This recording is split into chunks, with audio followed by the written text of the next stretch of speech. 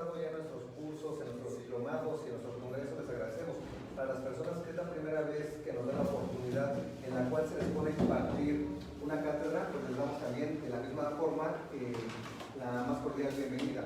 Ese es un instituto en el cual pues, nosotros estamos evocados a traer exponentes de mucha experiencia y de mucha calidad, precisamente para que el día nos vayamos actualizando como abogados.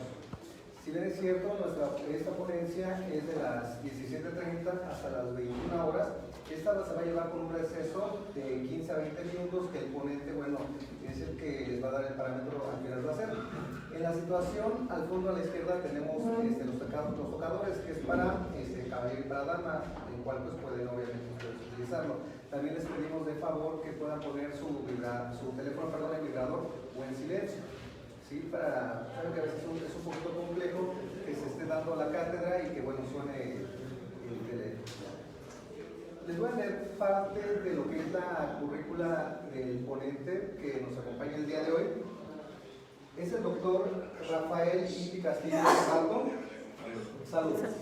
Doctor en Derecho en la Universidad de España y México, licenciado y maestro en Derecho por la UNAM. Ha estudiado la especialidad en Derecho Penal, en el Sistema Penal Acusatorio, Amparo, operaciones con recursos de procedencia ilícita y procesos penales y garantismo en las escuelas de la Escuela Libre de Derecho, Universidad Panamericana, en el INACIPE y la Universidad de Girona, España.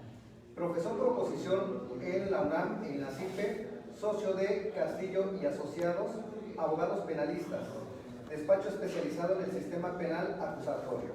Doctor, pues le damos la más cordial bienvenida y lo dejamos en su aula igual que a ustedes. Buenas tardes. Gracias. Muchas gracias, buenas tardes. Como han escuchado, yo soy Rafael Castillo.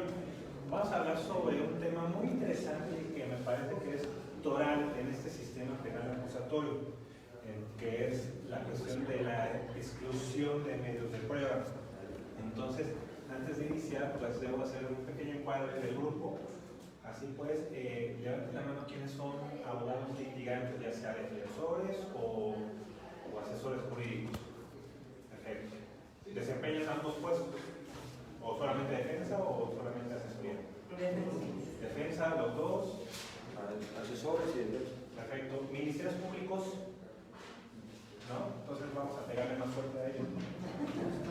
¿Jueces, magistrados? ¿No? ¿Estudiantes solamente? Ok. Vi que dos no levantaron la mano. ¿A qué se dedican entonces? Yo en lo particular soy psicólogo, también estudié Derecho y estoy... Buenas tardes. Perfecto. Entonces, estudiante, ¿no? Muy bien. Perfecto. Entonces vamos a darle una perspectiva más que nada a la defensa de esta clase. Y pues obviamente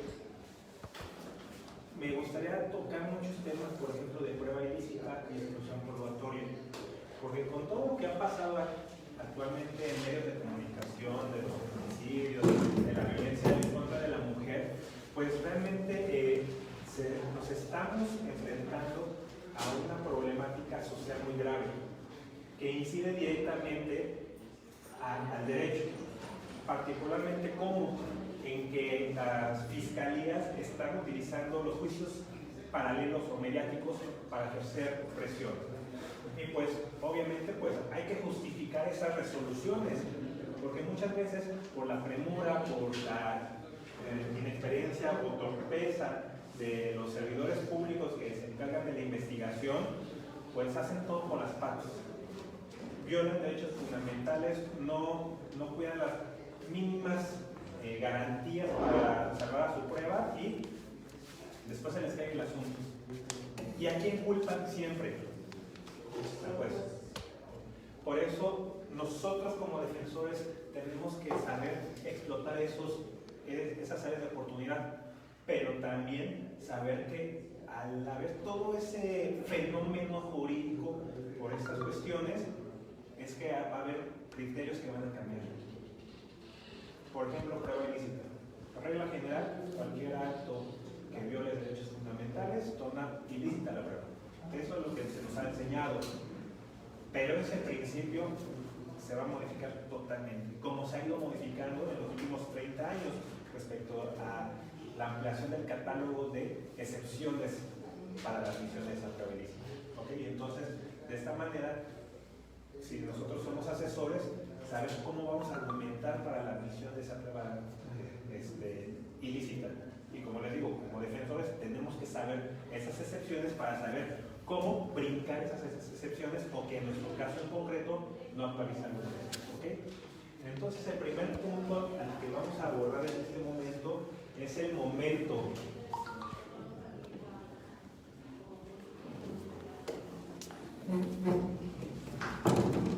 Entonces, el tema de resoluciones probatorias a grandes rasgos. Y estamos hoy a 27, ¿verdad? Sí. Ok, entonces vamos a hablar primero los momentos en donde nos referimos a exclusiones probatorias.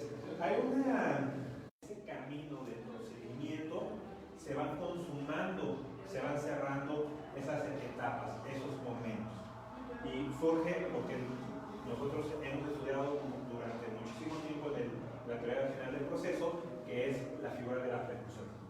Entonces la Corte en ese precedente, que si no mal recuerdo es el amparo directo en revisión 669 diagonal 2015, como les digo, de la primera sala de la Suprema Corte de Justicia de la Nación.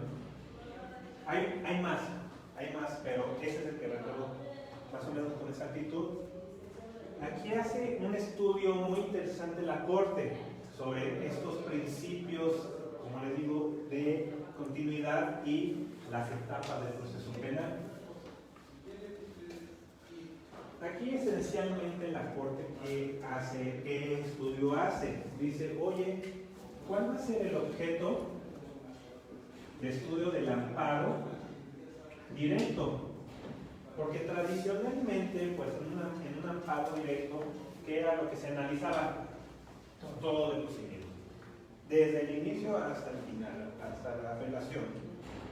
Pero la Corte dice, es que con el sistema penal acusatorio ya no podemos seguir manteniendo ese criterio. ¿Por qué? Por la dinámica del sistema. Antes, cuando había la reposición del procedimiento, sencillamente se ordenaba el procedimiento y todo lo actuado casi estaba íntegro. No había mayor problema. Pero ahora, reponer un procedimiento en el sistema acusatorio genera desgaste tanto de recursos económicos como personales y materiales. Necesitamos, me han dicho que para la generación de una audiencia son 25,000 pesos. Para que el defensor llegue y diga, la difiero.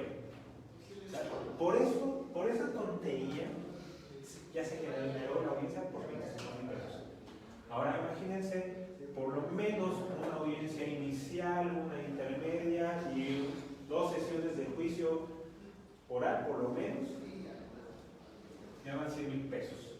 Porque son los honorarios o el sueldo de jueces, de ministerios públicos, defensores, asesores, la policía procesal, si está en prisión preventiva la persona, pues los traslados, la luz, todo. Pero el mayor riesgo al que se encuentra una reposición es la disponibilidad de los medios de trabajo. Imagínense reponer una audiencia de juicio por secuestro en donde la víctima fue privada de su libertad, fue mutilada y que de todos modos tienen que ver a sus secuestradores. El grado de revictimización es inmenso. Entonces, para evitar todo o la complejidad de una reposición, la Corte hace un análisis de la ley de amparo y dice, ¿sabes qué? Ya esas causales o esos actos que violan y que trascienden al fallo, que se pueden dar en todo el procedimiento, ya no los podemos seguir aplicando. En consecuencia, vamos a realizar una interpretación conforme.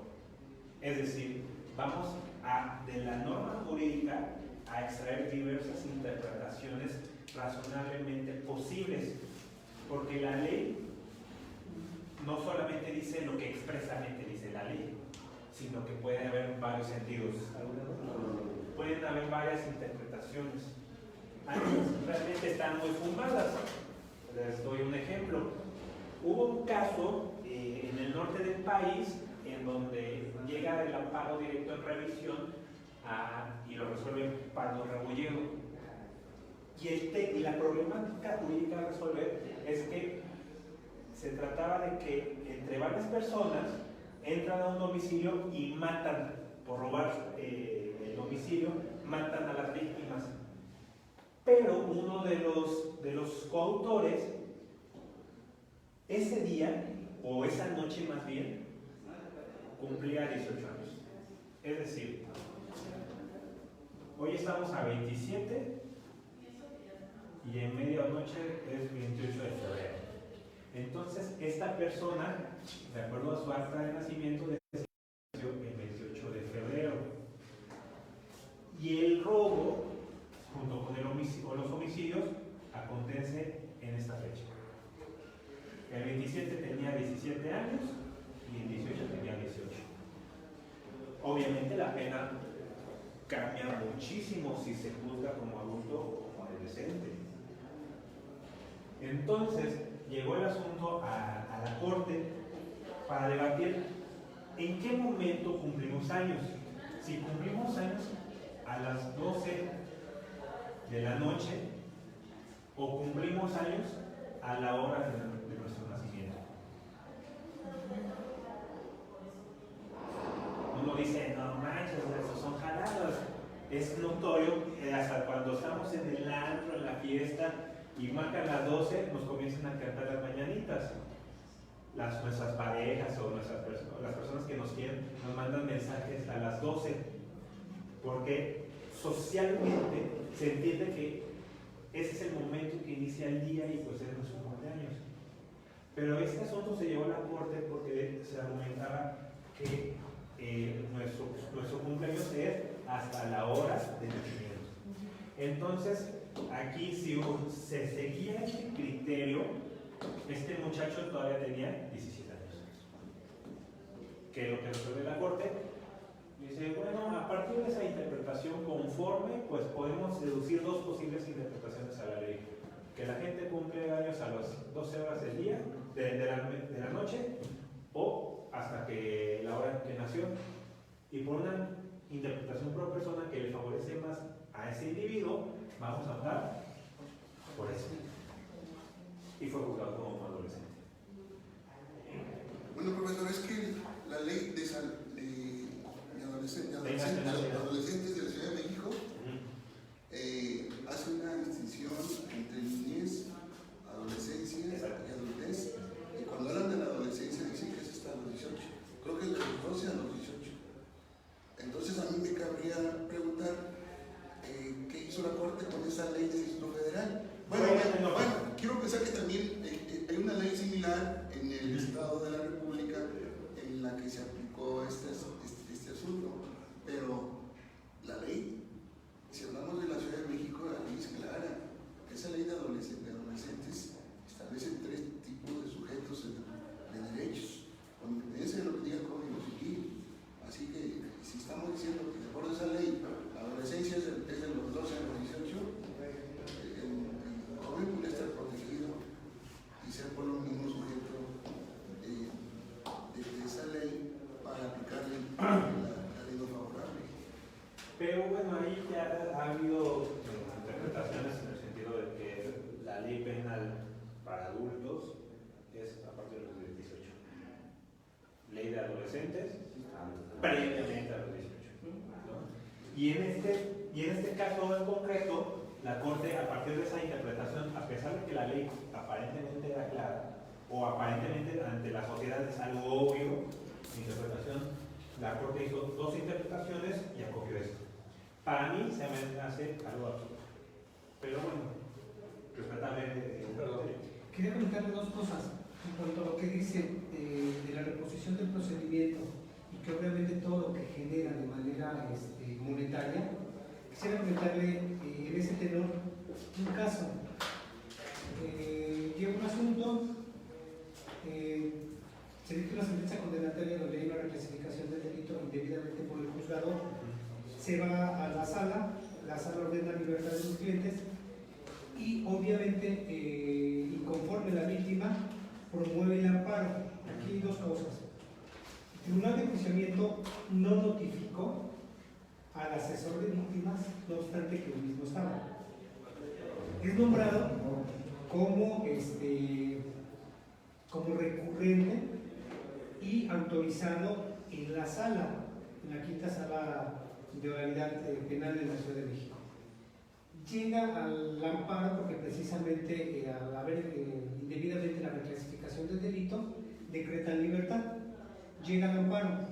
El juez de amparo dice, checando constancias, observo que no notificaron al asesor de víctimas.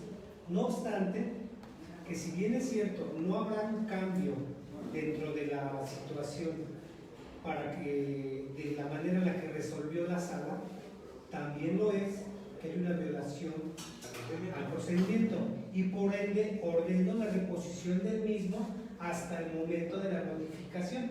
En este tenor no hay tanto problema por la situación de que mi cliente está fuera, pero estamos hablando que a partir de la apelación lleva más de un año. La sala que resolvió ahora dice, me excuso de conocer en virtud de que ya resolví el fondo y ahora tiene que resolver otra. Ahí es donde decía, bueno, partimos de la situación que sí el tribunal colegiado sí puede ordenar la reposición, que debe ser indebida, pero viene otra circunstancia, o sea, derivado de lo que usted comentaba. Otra circunstancia igual relacionada en cuanto a lo que me decía respecto a los medios o valoraciones de prueba. Y sabemos que el Código Nacional establece que la sala ya no puede pronunciarse sobre la valoración que hizo el juez del Tribunal de Enjuiciamiento al momento de resolver. Pero resulta que ya salió un criterio jurisprudencial y que dice que es de aplicación general, en el que dice indistintamente, sala, tú tienes que conocer y tienes que resolver sobre esas circunstancias. Entonces estamos viendo que ahora ya no es única y exclusivamente someterse a lo que anteriormente se decía, si hay violaciones o no a las garantías, sino es que ahora la superioridad podrá determinar si la valoración fue correcta o incorrecta. Desde mi particular punto de vista sería regresar exactamente al sistema que teníamos.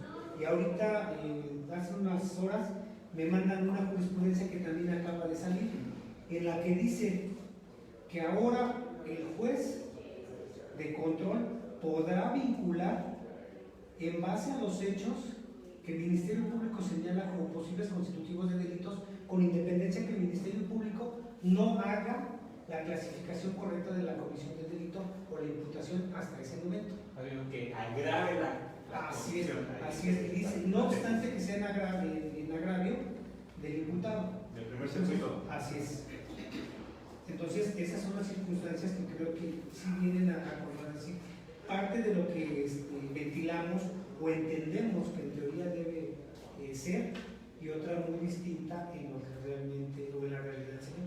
Exactamente. Aquí la argumentación es una llave que puede hacer que venga para allá o para acá.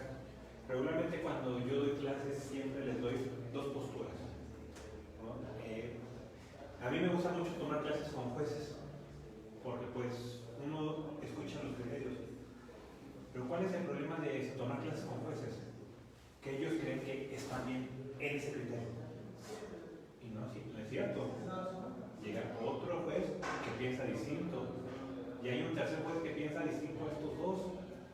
Entonces uno, como litigante, cuando recibe clases de un solo juez, por ejemplo, y va a la mejor progresista el juez, y uno va a un determinado reclusorio donde está en línea y argumenta lo que argumenta ese juez, lo tiran de loco.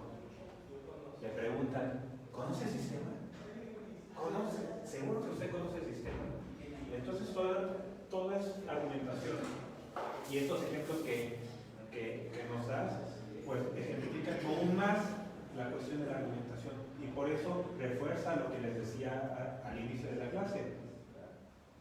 Por ejemplo, en cuestiones de excepciones de exclusión de prueba ilícita, la regla general contra las reglas específicas, ¿no? Maestro, hablando como usted dice, somos abogados y yo creo que muchos estamos aquí porque batallamos a la hora de nuestro caso, a la hora práctica.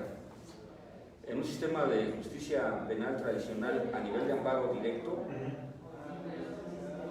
estaba claro y se hacía, como usted menciona, se podían hacer valer en el amparo directo todas las violaciones del procedimiento, incluso las que se hubieran podido cometer en averiguación previa.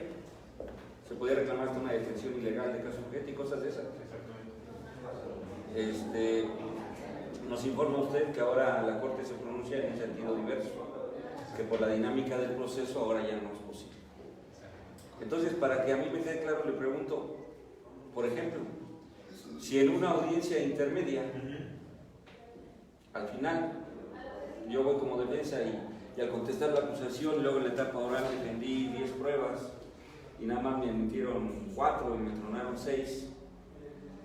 Entonces, si estoy entendiendo bien, pues entonces ya tendré que promover ahí un juicio de garantías en ese momento y no esperarme ya al amparo directo porque no voy a poder. Exactamente. ¿Es así? Exactamente. Vamos a abordar más ese tema porque está en debate la procedencia del amparo directo cuando es admisión de medios de prueba.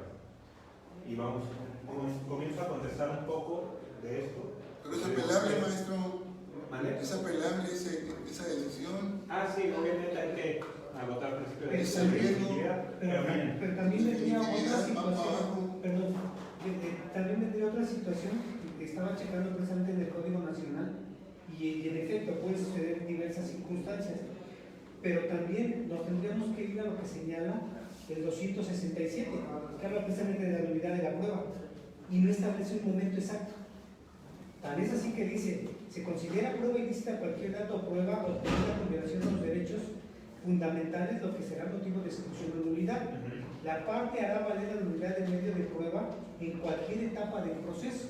No establece el momento exacto, que también esa es una de las circunstancias por las cuales yo opté por tomar esta conferencia, porque no es clara el Código Nacional. Porque también es así que pues, yo me espero y me voy a ir hasta el momento de mis alegatos de conclusión. Y en mis alegatos de conclusión yo voy a decir, ¿sabes qué? Esta prueba es ilícita por esta razón y por eso debe decretarse la nulidad, y no la puedes valorar pues al momento que resuelvas.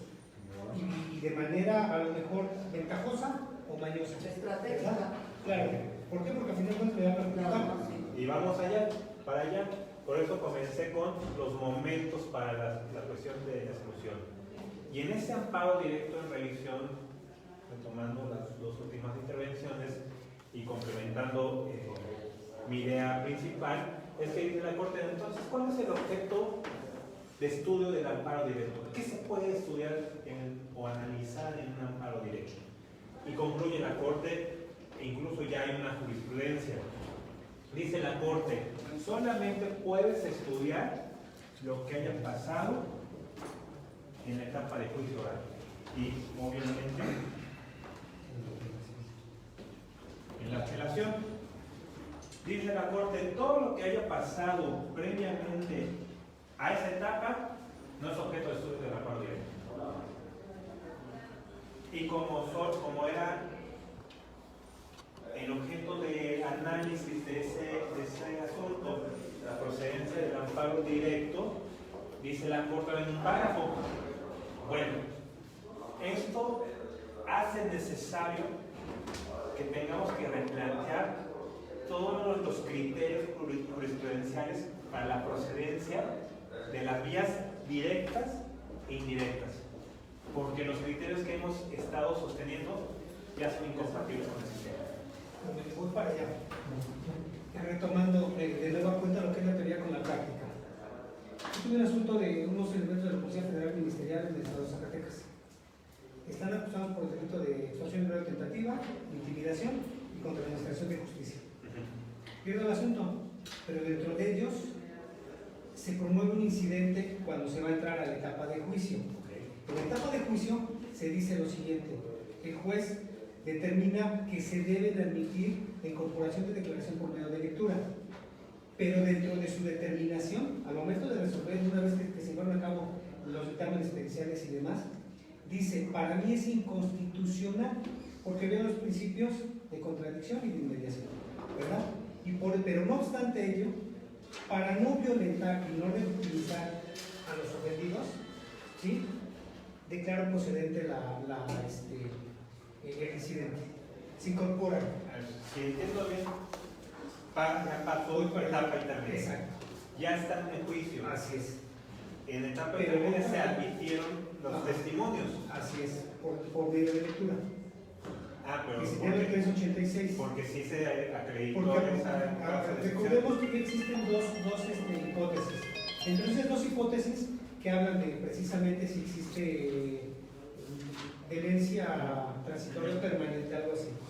Bien, él dice, como considero que esa persona no puede declarar, ¿sí?, las víctimas no pueden declarar, por eso admito la incorporación de declaración. ¿Pero quién? ¿El juez de control o el juez de tribunal? El tribunal de procedimiento.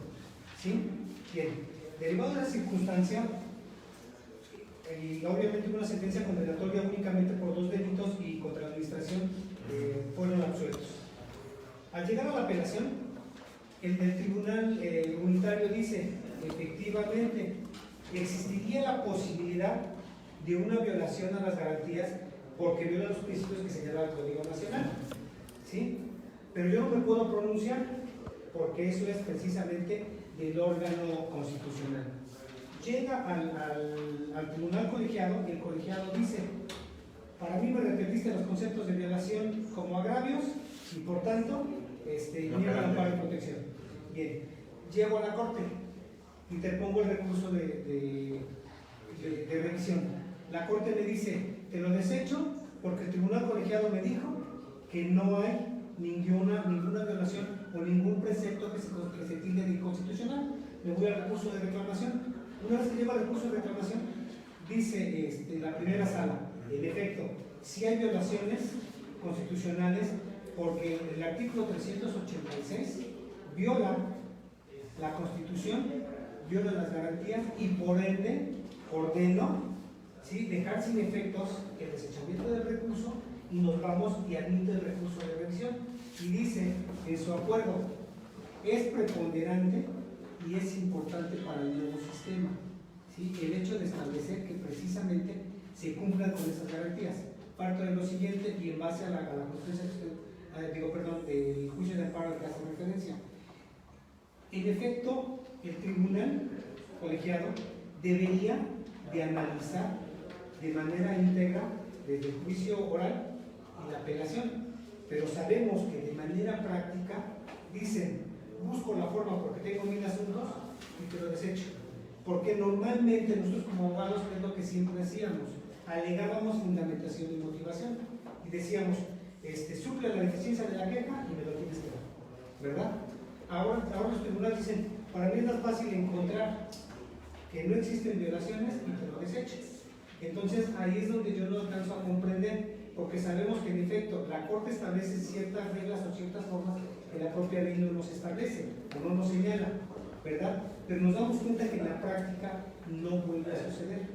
Dicen, tengo 1000 asuntos, te lo desecho, te lo niego, ¿verdad? Te lo suavece. Bueno, aquí el compañero toca un tema de pacto, ¿no? Pero además de ser un tema de pacto, resalta un elemento fundamental del momento del debate de la exclusión y volvemos a caer aquí mismo, ¿ok? Entonces, para darle continuidad y dar contestación a las intervenciones de nuestros dos compañeros, dice la Corte, primero en este precedente y después ya ahorita ya jurisprudencia. El objeto del amparo directo es solamente cuestión de etapa de juicio oral y de apelación. Todo lo que haya pasado antes, definitivamente no es juicio oral, pues tendremos que analizar qué otra cosa es. Pero deja la puerta abierta hacia la procedencia de otras vías. Entonces, también a su vez la Corte analiza debates de exclusión probatoria y lo define como nulidad. Algunos dicen que es ausencia de valor probatorio.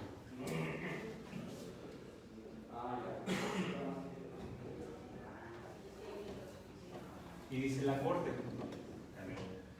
si estamos haciendo una división entre lo que pasa antes del juicio oral y lo que sucede a partir del juicio oral, entonces hay que estudiar la figura de nulidades de dos formas. Y dice la Corte, si pasa la cuestión de la nulidad de la prueba previamente al juicio oral, hablamos entonces de exclusión. Cuando acontece la nulidad en la audiencia de juicio, entonces hablamos de nulidad o ausencia de valor. Y también dice la Corte, por regla general o por excelencia, utiliza esa palabra de la Corte, por excelencia, la exclusión ¿en dónde se da?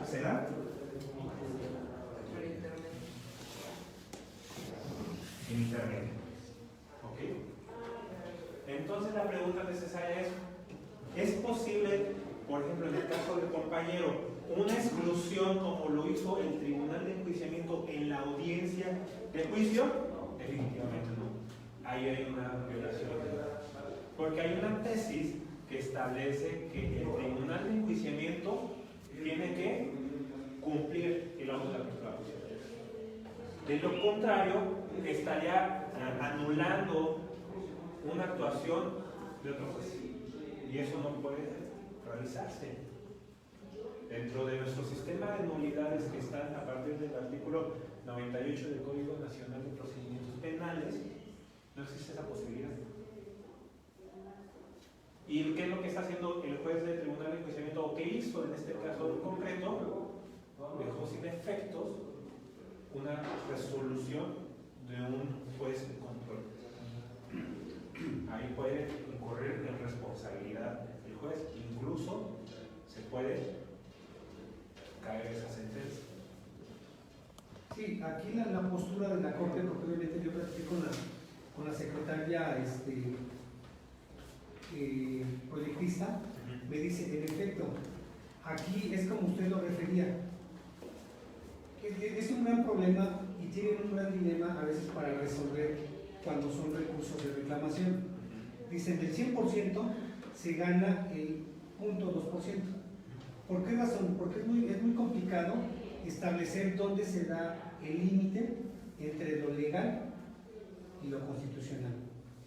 Y aparentemente podríamos hablar de que son únicamente por cuestión de silogismo o cuestión de juego de palabras. Dice, pero no es así. Dice, porque aparentemente podemos decir, hubo violaciones de ilegalidad, porque admitieron unos medios de prueba, pero dicen, pero no.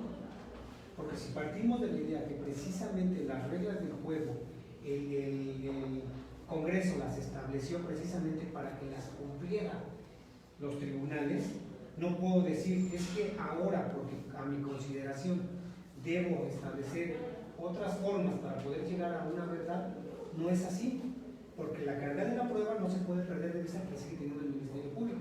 Y que es lo que, por fortuna, en los congresos que he venido, o en las conferencias que he venido, es precisamente esa es la postura, que también a veces en el caso la comparto, que es el factor de que también en diversos casos, o en la mayoría que he observado, o que he estado presente, o he intervenido, la mayoría de los jueces, sobre todo el Estado de México, suplen todas las carencias que tiene el Ministerio Público.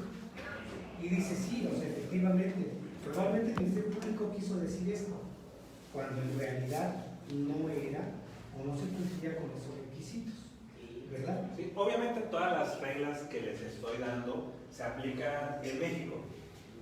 El Estado de México es un país libre, ¿no? Es un caso excepcional, ¿no? Por eso yo les pregunté si había jueces. Porque es cierto, el Estado es muy raro, ¿no? Respetuosamente, pero pues es muy raro cómo se litiga aquí. Pero en la mayoría del país, ese es el criterio.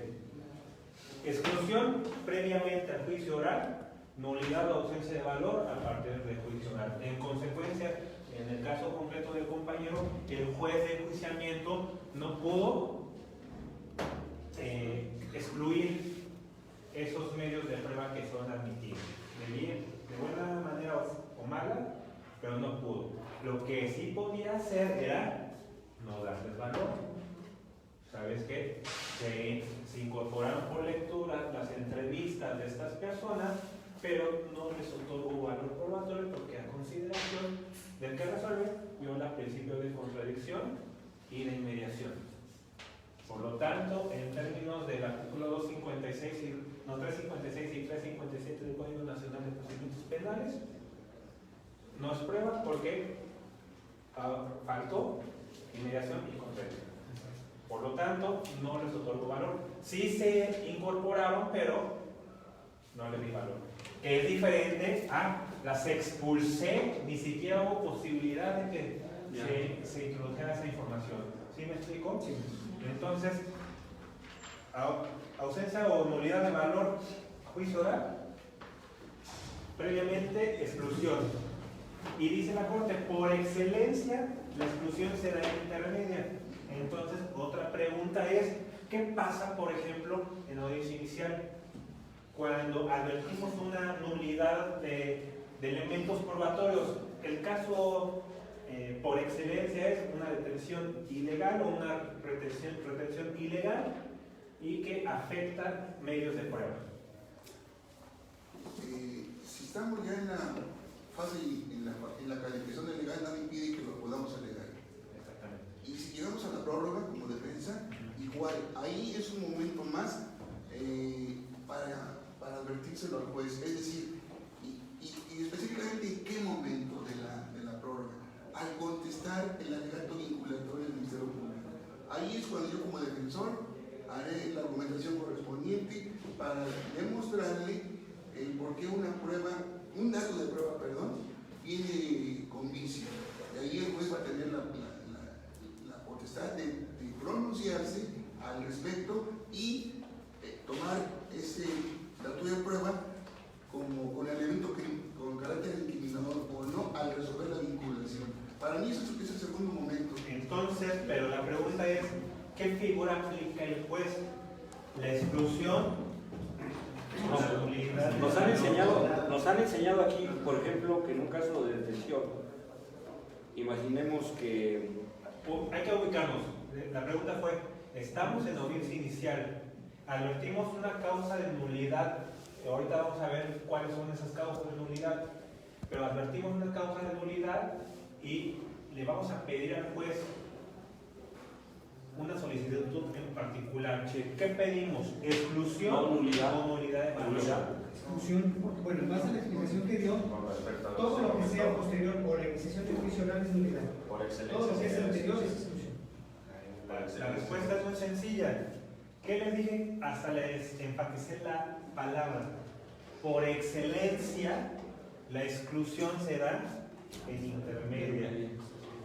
Por lo tanto, cuando hay una nulidad, por ejemplo, en la audiencia inicial, el resultado es ausencia también de valor, porque en ese momento no va a excluir. Y póngale un asterisco a este comentario cuando entremos en las causas de exclusión de medios de prueba. Pero técnicamente en la audiencia inicial, por ejemplo, cuando se advierte una causa de nulidad, no se excluye el medio o el elemento de construcción, sino que no tiene valor. ¿Ok? Profesor, aprovechando, apenas hace 8 días estuvimos en una audiencia de juicio. Desfilaban las pruebas del MP. También los de atrás participen, porque si no, ¿qué chiste tienen? Ya pagaron. Deshogando pruebas del MP. Una pericial y así se admitió en criminalística y fotografía. Es un despojo. Fue un señor y tomó fotos. Y ahí era el desahogo.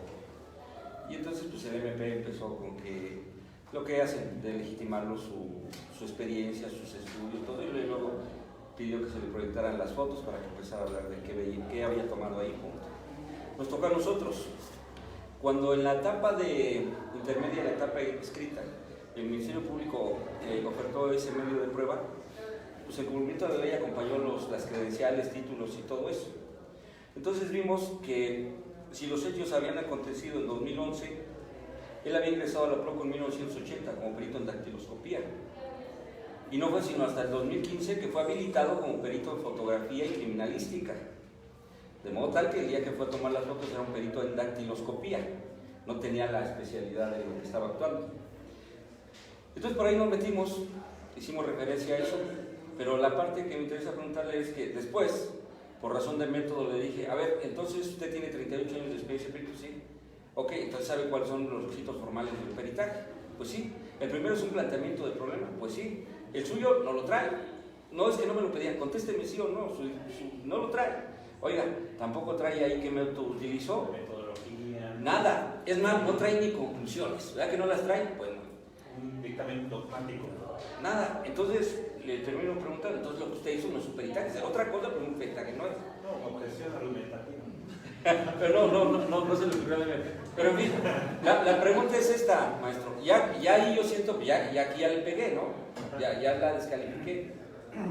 Es menester, sería requisito que yo hubiera promovido ahí, o le hubiera pedido al juez la nulidad de esa prueba por violación a requisitos procesales, para que ella no le dé valor en la sentencia. ¿Sería un requisito? Y les contesto con lo siguiente. A partir de este análisis de la Corte, dice, y como lo mencionaba en el 256, la cuestión de nulidad probatoria se da en dos figuras y en dos momentos. Primer momento previo al juicio, segundo momento en el juicio. Dos figuras, exclusión y nulidad o ausencia de valor. Y particularmente cuando se trata de prueba ilícita, dice la Corte, del artículo 20 constitucional se deduce como derecho sustantivo de todo gobernado a la nulidad de la prueba ilícita. En consecuencia, al poderlo hacer en cualquier momento del procedimiento y ser figuras distintas, la exclusión y la nulidad o ausencia de valor, tú puedes hacer valer ambas. Tanto aquí como acá, porque posiblemente, y lo veremos más a detalle en la causal de exclusión de la fracción cuarta del 346, aquellas que violen o contravengan disposiciones del código para su desahogo, puede ser una causa de exclusión lo que mencionabas de la experticia. Muchas veces dicen, ¿sabes qué? Cuestiones de experticia es una cuestión de valoración, no de admisión o de exclusión. Por lo tanto, se admite. ¿Qué es lo que tú debiste haber argumentado? A lo mejor no una nulidad, porque no hay un supuesto de nulidad. ¿Qué es lo que te pide el código respecto de los peritos? Cuando la profesión se encuentre reglamentada, y que se entiende porque se encuentra reglamentada, y algunos sostienen que la ley de profesiones aplicable al Estado es lo que determina la reglamentación. Así pues, por ejemplo, en Ciudad de México, no sé si en el Estado de México pasa lo mismo, pero dice, estas profesiones requieren título profesional. Licenciado en Derecho, psicólogo, biólogo, etc. Médico. Entonces, si no tiene el título y está reglamentada por ley, entonces sería una causa de exclusión. Pero, por ejemplo, los que son peritos en criminalística de campo, hasta hace poquito tiempo, unos 10 años a lo mucho, se comenzaron a generar esas carreras que se llaman de criminalística, ¿no? Tienen poquito. Entonces, hay muchos casos, por ejemplo, de este perito que me mencionas de la dactiloscopía, que a lo incluso ha sido perito. O algunos que solamente toman un curso o una maestría, una especialidad, son otra cosa, pero toman esos cursos y ya se ostentan como peritos en esa materia.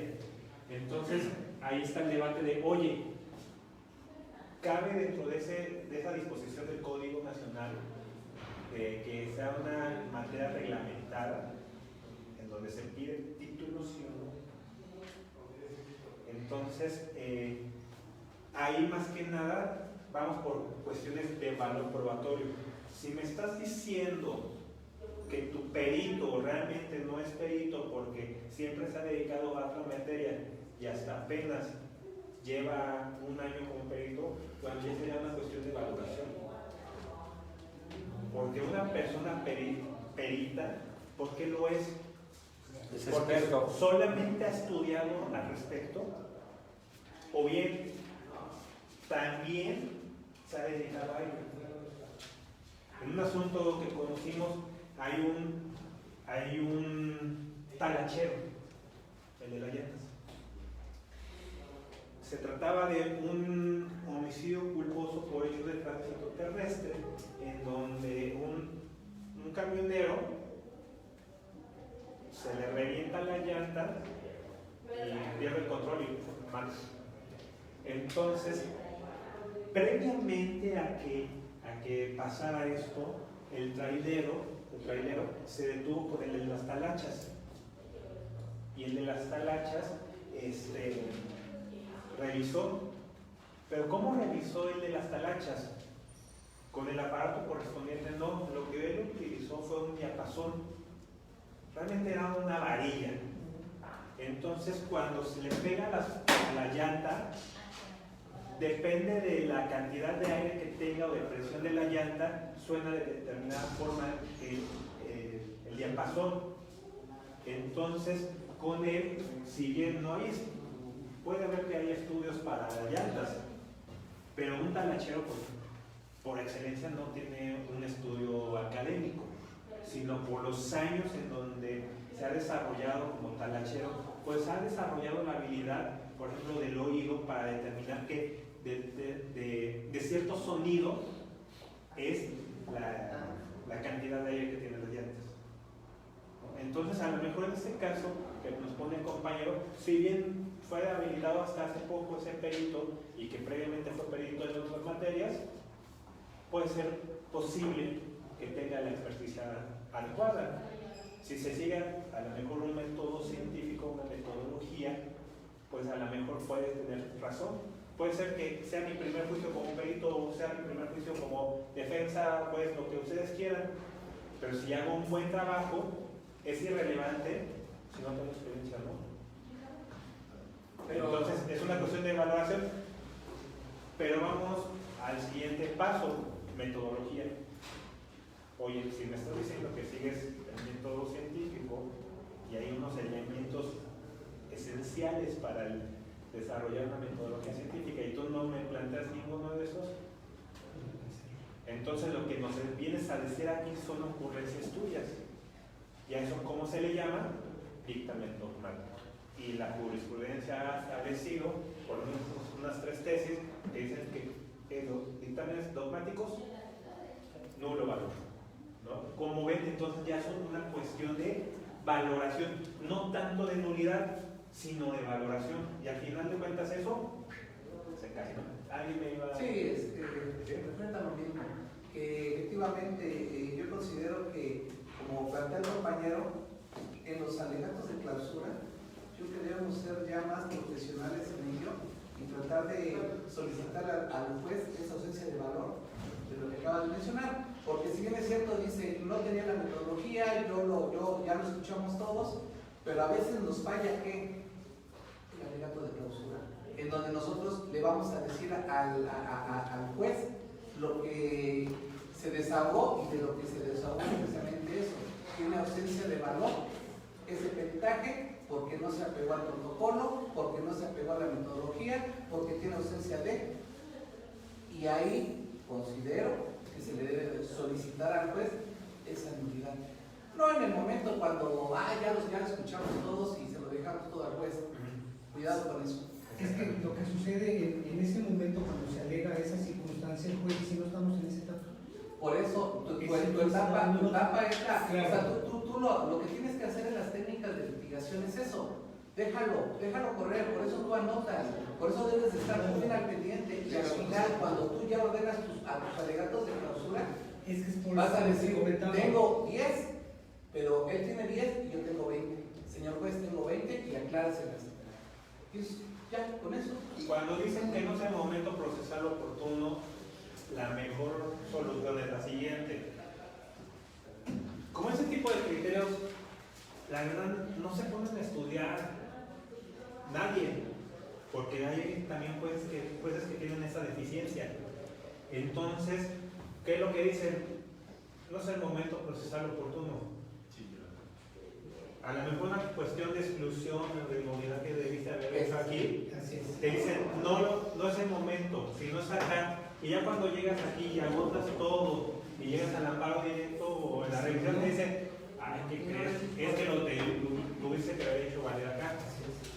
Yo lo que hago por lo personal es agotar todas las veces. Así es. ¿Sabes qué? Si yo tengo una cuestión, pensemos un control de detención, oye, la detención es ilegal, por ejemplo, o una cuestión de la detención es que al momento de la detención lo detienen a las 10 de la mañana y dice textualmente el policía, detengo a ese fulano y a las 10 con un minuto hay manifestaciones autoincriminatorias. Por ejemplo, traía droga, es que traigo droga para vender, ¿no? Ya, finalidad de comercio. Oye, es que tengo objetos, unos teléfonos, son robados, y yo sé que son robados, y los pretendo vender. Elemento subjetivo del encubrimiento por aceptación. Y además, oye, textualmente, te ofrezco